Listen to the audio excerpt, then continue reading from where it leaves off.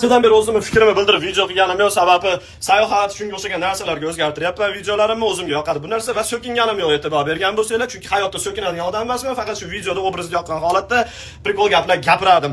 Lekin shunaqa Instagramda video reelslar chiqyapti, so'kinmaslikning iloji ashuncha oldindan sizlardan uzr so'rab qo'yaman va ogohlantirib qo'yaman. Dashi esli bola qalbida bir zarracha kir yo'q bola ham o'sha reelsni ko'rsa to'xtab qo'yib bir kamida jahli chiqadi. Ya'ni kimlar aniq hezalak erkak nomi bor gandonlar haqida gapiryapman. Menimcha ko'rmagan odamni o'zi qolmadi. O'tirib olibda hezalak pidarras kirisa, Dyson berdi menga yigitim deb turib qo'rqmasdan nabarat odamlarni provokatsiya qilyapti. Massiv odamlarni jahli chiqadi. Men bitta o'zimni nomimdan gapirmayapman. Men taniganki odamni nomidan gapiryapman. Meni lichkamga nechta reelslar keldi mana shu haqida. Aka fikr bildiring, mana pizdesga bu narsa deyin deb odamlarga yoqmayapti bu narsa. Nima?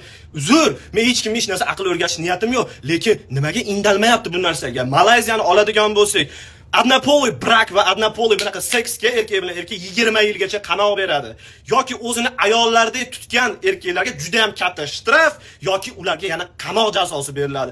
Uzr, men hech kimga hech narsani o'rgatmoqchi emasman, lekin bu narsa darshi ketaversa depopulyatsiyaga olib keladi. Odamlarda massiv stress uyg'onadi. Bu yaxshi emas-ku, o'zingizlar ham juda yaxshi bilasizlar. Xitoyda oladigan bo'lsak, psixologiyadan aql o'rgatadigan tuparililar rosa ko'payib ketgan oilalarda buzib amini chiqarib yuborib turganlar. Finans va shunga o'xshagan boshqa sferalarda aql o'rgatadiganlar ko'payib ketdi. Xitoyda diploming bo'lmasa, o'sha bunaqa narsalar haqida gapira olmaysan deb chiqarishdi, yangi anaqa qonun chiqarishdi. Endi bu narsa haqida gapirish niyatim yo'q. Hech narsaga qarshiligim yo'q. Prosta mana shunaqa направлениyalar bor-ku, shunaqa qilsa bo'ladi-ku deb gapirib chiqmoqchiman. Agar diplomi bo'lmagan holatda kimdir nimanidir aqllilik qilib chiqadigan bo'lsa, erkaklar bunaqa qilish kerak, ayollar bunaqa qilish kerak deb dahqo'yas chiqadi.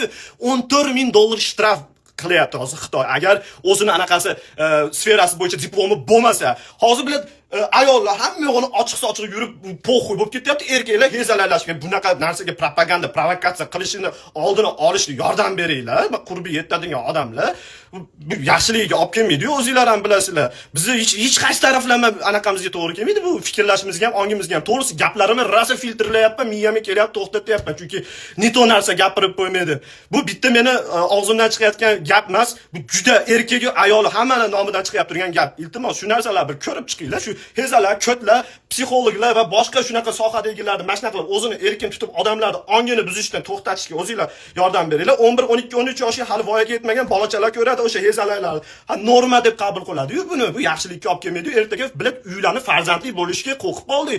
Qiz ko'rishga qo'rqardim, hozir erkak o'g'il ko'rishga ham qo'rqib qoldim. Bor-ku.